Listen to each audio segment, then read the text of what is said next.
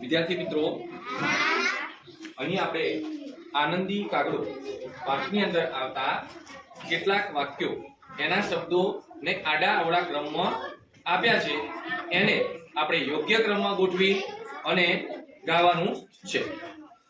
એક હું તમને કરીને બતાવું.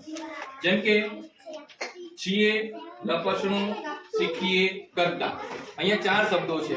એ ચાર શબ્દોના ક્રમ આડાઅવળા છે, એને યોગ્ય ક્રમમાં ગોઠવતા આ વાક્ય આ પ્રમાણે બનશે.